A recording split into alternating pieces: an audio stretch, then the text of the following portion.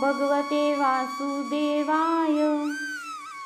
શ્રીમદ્ ભાગવત મહાપુરાણ, 7મો સ્કંદ, 11મો અધ્યાય. માનવ ધર્મ, વર્ણ ધર્મ અને સ્ત્રી ધર્મનું નિરૂપણ.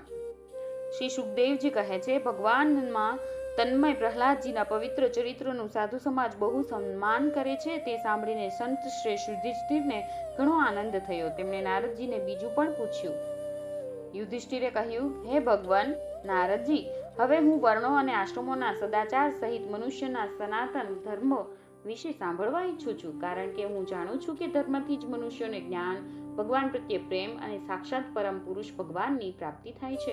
તમે સ્વયં પ્રજાપતિ બ્રહ્માજીના પુત્ર છો, અને હે નારદજી, તમારા તપ, યોગ અને સમાધિને કારણે તેઓ પોતાના બીજા પુત્રો કરતા તમારું અધિક સન્માન પણ કરે છે. તમારા જેવા નારાયણ પરાયણ, દયાળુ, સદાચારી અને શાંત બ્રાહ્મણો ધર્મના ગોપનીયમાં પણ ગોપનીય રહસ્યને જેવું યથાર્થ રૂપે જાણે છે તેવું બીજા લોકો જાણતા નથી. નારદજીએ કહ્યું, હે યુધિષ્ઠિર, અજન્મા ભગવાન જ સમસ્ત ધર્મોનું મૂળ કારણ છે.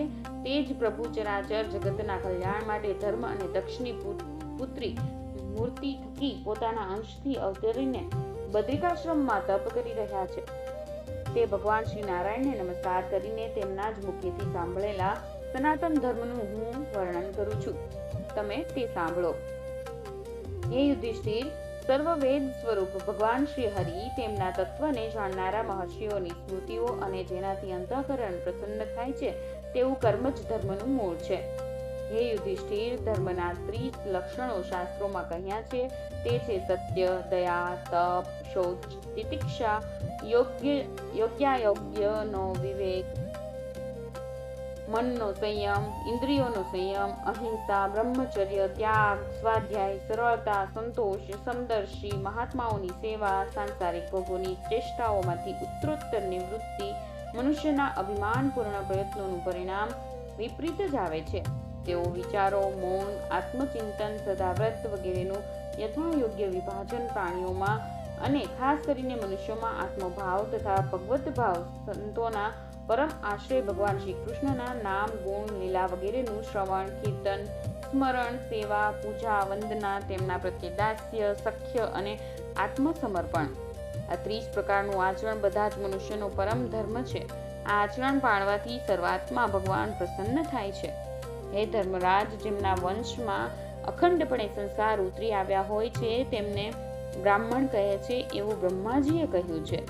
જન્મથી અને કર્મથી શુદ્ધ બ્રાહ્મણો માટે યજ્ઞ કરવો અને કરાવવો, અધ્યયન કરવું અને કરાવવું, દાન, બ્રહ્મચર્ય વગેરે આશ્રમોના વિશેષ કર્મનું વિધાન છે. અધ્યયન અને અધ્યાપન, દાન લેવું અને દાન આપવું તથા યજ્ઞ કરવો અને યજ્ઞ કરાવવો, આ 6 કર્મ બ્રાહ્મણના છે.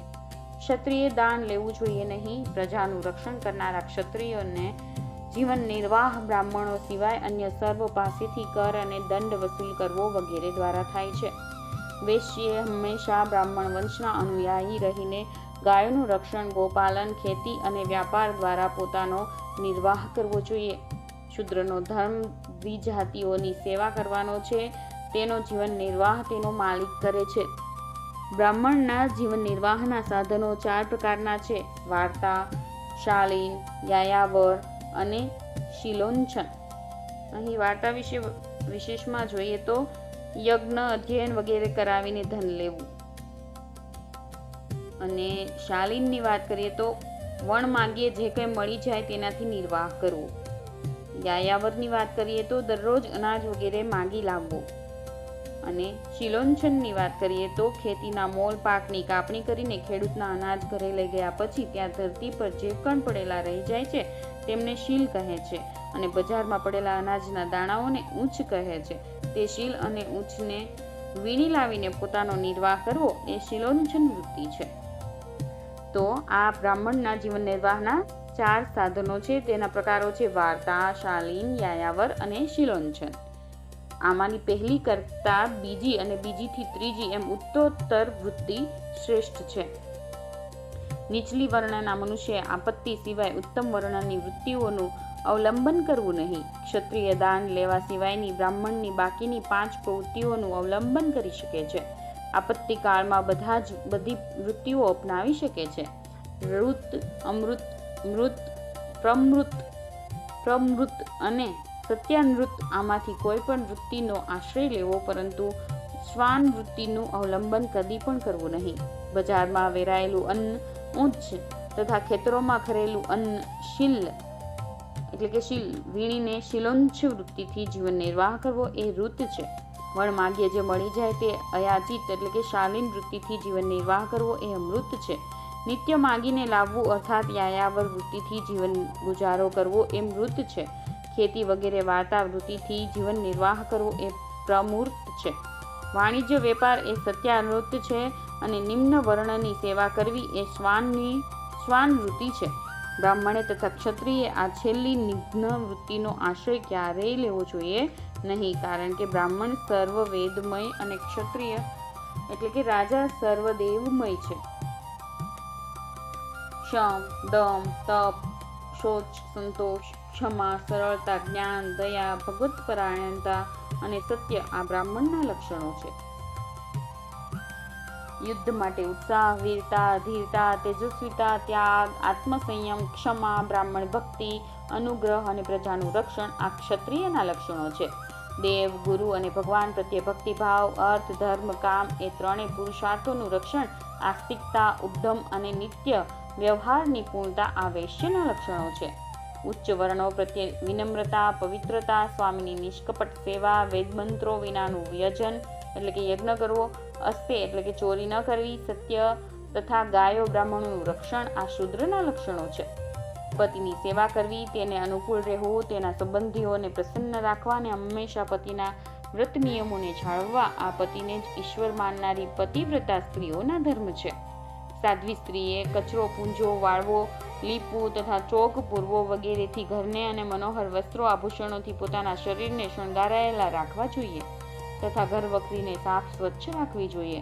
પોતાના પતિની નાની મોટી ઈચ્છાઓને સમય સંજોગ અનુસાર પૂરી કરવી જોઈએ. વિનય, ઇન્દ્રિય સંયમ, સત્ય અને પ્રિય વાણી વગેરેથી પતિની પ્રેમપૂર્વક સેવા કરવી જોઈએ. જે કંઈ મળે તેમાં જ સંતુષ્ટ રહેવું અને કોઈ પણ વસ્તુ માટે ન લલચાવવું. તેણે બધા જ કાર્યોમાં ચતુર અને ધર્મજ્ઞ થવું જોઈએ.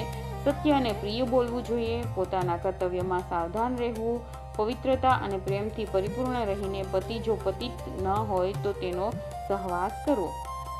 જે સ્ત્રી લક્ષ્મીજીની જેમ પતિપરાયણ રહીને પોતાના પતિને સાક્ષાત ભગવાનનું સ્વરૂપ સમજીને તેની સેવા કરે છે, તેનો પતિ વૈકુંઠ લોકમાં ભગવાનના સારૂપ્યને પ્રાપ્ત કરે છે અને તે પોતે લક્ષ્મીજીની જેમ તેની સાથે આનંદનો અનુભવ કરે છે. હે યુધિષ્ઠિર, જેઓ ચોરી તથા અન્ય બીજા પાપ કર્મ કરતા નથી તે અત્યંત ચાંડાલ વગેરે નિમ્નવર્ણની વર્ણસંકર જાતિઓની પ્રવૃત્તિઓ એ જ છે કે જે કુળ પરંપરાથી તેમને ત્યાં ચાલી આવેલી છે. વેદદર્શી ઋષિમુનિઓએ યુગે યુગે ઘણું કરીને મનુષ્યોના સ્વભાવ અનુસાર ધર્મની વ્યવસ્થા કરેલી છે. તે જ ધર્મ તેમના માટે આ લોકમાં અને પરલોકમાં પણ કલ્યાણકારી છે. જે મનુષ્ય સ્વાભાવિક વૃત્તિનો આશ્રય લઈને પોતાના સ્વધર્મનું પાલન કરે છે તે ધીરે ધીરે તે સ્વાભાવિક કર્મો કરીને પણ ઉન્નત થઈ જાય છે અને તે અંતે ગુણાતીત થઈ જાય છે. હે મહારાજ, જેમ વારંવાર પાક લેવાથી ખેતર પોતે શક્તિહીન થઈ જાય છે અને તેમાં ધન્યના અંકુર ફૂટવાનું બંધ થઈ જાય છે ત્યાં સુધી કે તેમાં વાવેલું બીજ પણ નષ્ટ થઈ જાય છે, તેવી જ રીતે આ ચિત્ત કે જે વાસનાઓનો ભંડાર છે તે વિષયોના અતિસેવનથી પોતે જ વિરક્ત થઈ જાય છે. જોકે સ્વલ્પ ભોગોથી એવું થતું નથી. જેમ કે એક ટીપું ઘી નાખવાથી આગ હોલવાતી નથી, પણ એક સામટું વધુ ઘી પડી જાય તો તે હોલવાઈ જાય છે. જે મનુષ્યના વર્ણને બતાવતું જે લક્ષણ કહેવામાં આવ્યું છે તે જો બીજા વર્ણવાળા મનુષ્યોમાં જોવા મળે તો તેને પણ તે જ વર્ણનો સમજવો જોઈએ. 7મા સ્કંદ અંતર્ગત યુધિષ્ઠિર નારદ સંવાદમાંનો સદાચાર નિર્ણય નામનો 11મો અધ્યાય સમાપ્ત.